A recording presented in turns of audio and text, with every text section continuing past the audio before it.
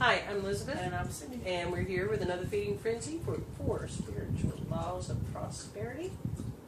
A guide to unlimited abundance. A simple guide. Simple guide. Close enough. Man, so you tripped me up.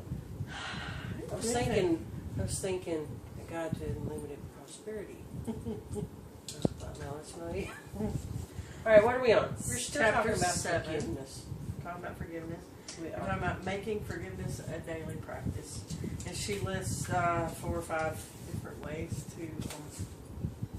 To make it a daily practice. to make it a daily practice, and techniques, as she calls them, Right. to better forgiveness. Which technique do you like the best? Or which one works for you? It depends on the kind of forgiveness I need to do. Are there different kinds? Well, yeah, for me, yeah. What are Well, there's the road rage kind. You know, somebody cut me off, and I can do that one real quick, and it doesn't stay with me, and I don't have to work at it. You know what I'm saying? It's one that's just off the top. So does it make a difference as to who it is? Yeah, Where you were going? that's where I was going. Sorry. So I'm not getting there quick enough for you. I forgive you for that. See, that's one of those quick ones. Okay. You see what I'm saying? Well, good. That's one of those quick ones.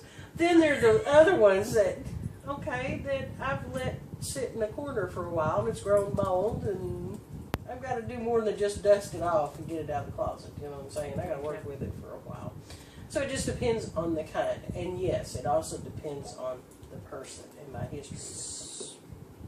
So, if you're doing this on a daily basis, though, you shouldn't have any sitting in the corner room. Right, but I didn't start when I was 4 doing it on a daily basis, so I got to go back and clean out the closets I've been stuck in all these years. So that's one question I had when we were reading through this is, okay, I've been through the closet, and why would she want to dig this up every year on a certain day? You know, I mean, once you've done it, do you have to keep going back? Oh, you're talking about the lifetime when she goes back and does the Yeah, when lifetime she does review. her lifetime review, I mean, do we need to do that every year and bring up Well, the same things? Or I don't know are we every looking year, for but new I things? think just like she was saying, I think it's important to do a review to see where you're at, to see if, you know, sometimes we uncover things that were hidden under other things. You know what I'm saying? So I think it's a good idea to go back and see, do I still have anything here, or am I still good? I did a radical forgiveness with my parents.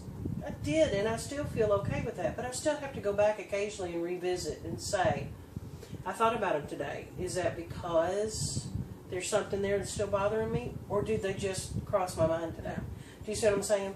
So I do think it's important to go back and revisit, and then if you find something there, then go back into it. All right. Okay. All right. That makes more sense. Which one of these techniques do you use the most, or do you? Probably the How do you one do it? How do you that forgive? she talks about when you're asking yourself the questions. I have to figure out, first of all, who in the world I'm mad at Yeah. Yeah. before I can figure out who in the world I need to forget. Right. So when one of those comes up for me, I have to explore, first of all, why did it come up? You know, what is the basis for this? Am I angry? Am I mad? Am I upset? Am I hurt? Am I Scared. Is this fear? Right.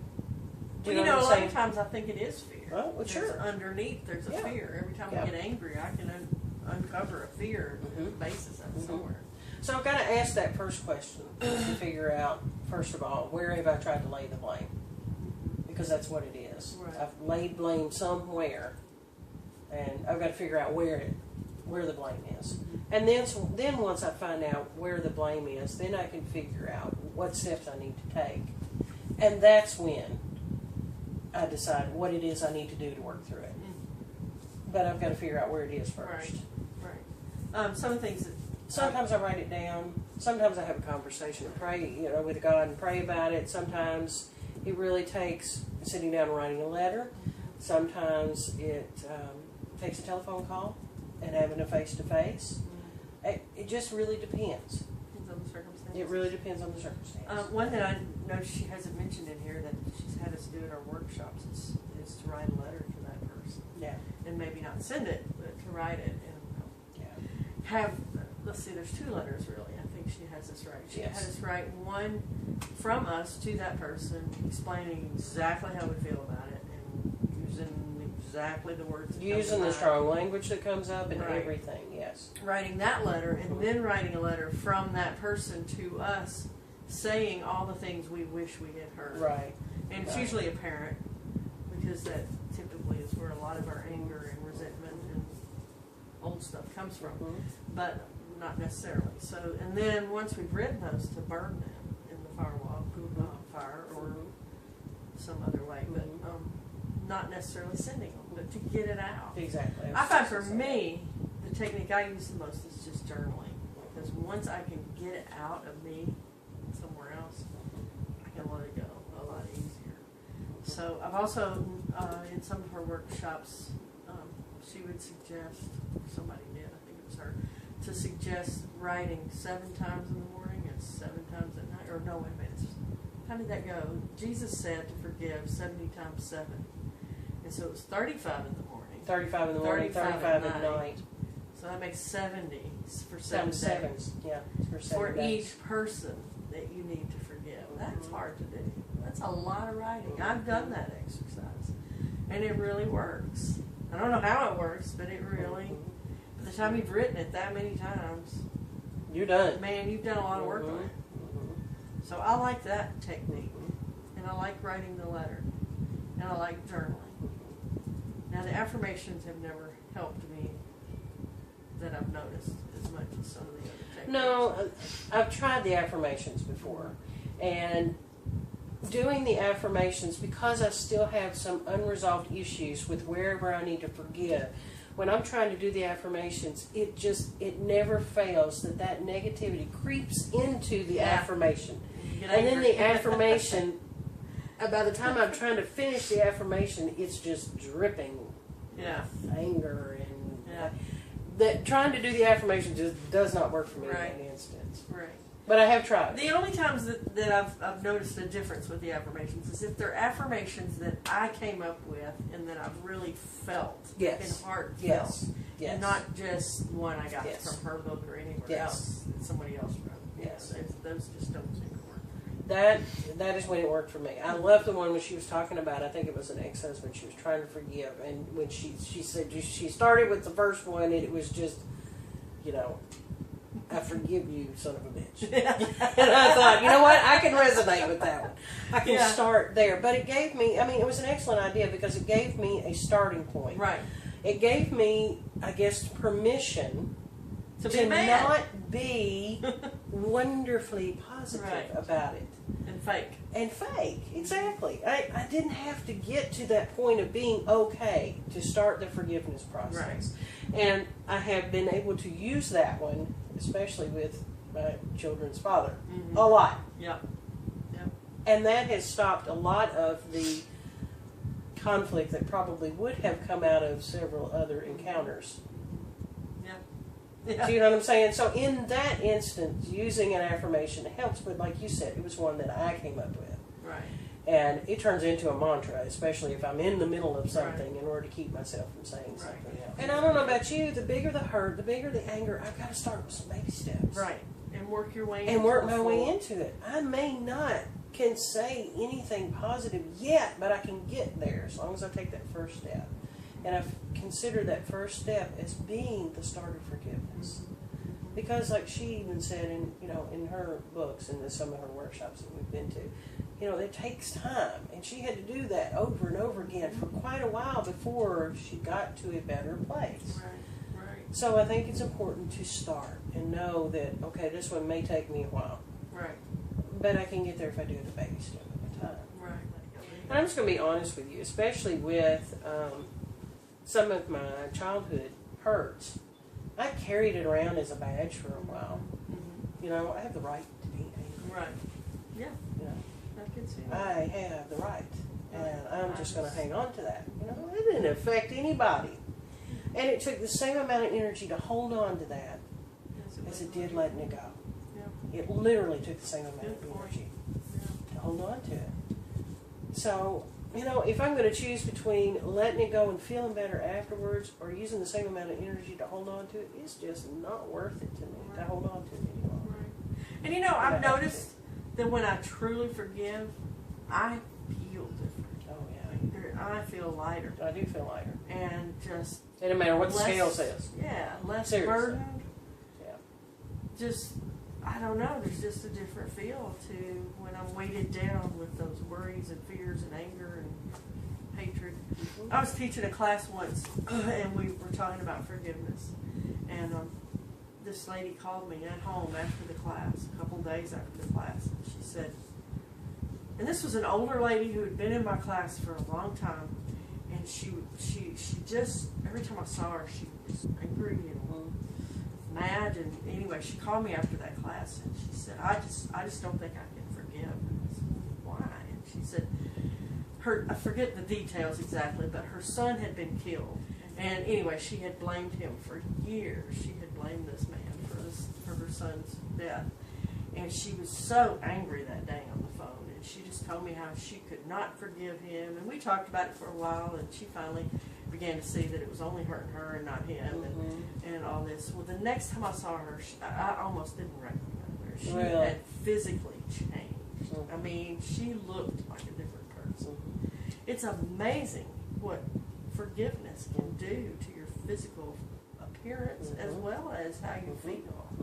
She was so much happier. She was just a different person, and she thanked me and thanked me for that. I'll never forget that lady and that story because she just was so different afterwards. And that's when it hit me what forgiveness truly can do. If you really work it, it's amazing. It truly can. Oh, it truly can. gosh. It did it for me. When I went through that radical forgiveness, I literally, physically dropped 30 pounds within just a couple of months. The weight was just falling off. But I was letting go. I was literally letting go. Figuratively. Yeah. And physically. Right. Letting go of Right. it. Just didn't need it anymore. It just releases so much stress when you finally let something go like that. That's pretty cool how it works. It's really good stuff. So has it become a daily process for you? I'd love to say it has. I don't hold a lot of grudges, and I find it much easier than I used to just let things go. And so, in a way, yes, because it's become easier for me to let things go, and I do journal faithfully most every morning. And if I'm angry, boy, that's when I work through it. So in a way, I guess I could say it, that I do it on a daily basis. When I'm mad, man, I spill it in there. Yeah. And work through it before I can get up and get moving. So I guess I could say yes. How about you? I do. I find that journaling doesn't come as easy for me because I cannot get my fingers to work at the same speed that my mind does. Right. And I tend to get frustrated when I can't get it out quick enough. So I'll have a whole lot of conversations with God. So I pray a lot, usually early in the morning or right before I close my eyes at night. I'll have long, extended conversations, where I just spill it. I let it go. And it's almost as good for me as writing it. Now, when I need to go further, then I'll write it. Because then I can take the time and truly put the energy into it. And I don't get as frustrated with not being able to write as fast or type as fast as I need to at the time. So I say, yeah, it has become more of a daily process. I find that if I can get to the point where I can try to see the situation from God's perspective, it helps me the most. Because then I can see both sides of it. Yes. And I like to think it's all about my side and me, but it's not. And there are two sides to everything. And if I can get to that point where I'm looking at it through God's eyes, then it helps more than anything else. It's not always easy to get to. No, it's not. But if I can Especially if you're going to look at it truthfully. Right. And if I can get to the point and just say, okay, God, show me where I've been wrong. Show me what I need to change. And be honest about that and truly looking for those answers and listening to what comes back. that really helps if I get to that point. Yeah. Now, I cannot get to that point until I've let some of the anger go. Right. Right. Exactly. So I don't do I that have fresh. to honor. I have to honor the feelings that are going on. I Yes. can't get to forgiveness. I don't know about you, but I cannot even get to a baby step of forgiveness until I let go of the feeling that it's brought up. Right. So I have to work through that first, and then once I let it go, then I can Right. start on that. Right. And you know what? Our anger is there for a reason. Oh, absolutely. And most of the time, it's justified. Mhm. We have every right to be angry. People mistreat us, and we need to be angry about that. Those feelings are there to give us indicators that Yep. something's not right. Yeah, exactly. And if we didn't get angry, then we would let people abuse us Mhm. and just put up with it, you know. So the anger is a good thing. Mhm. It's not bad to be angry.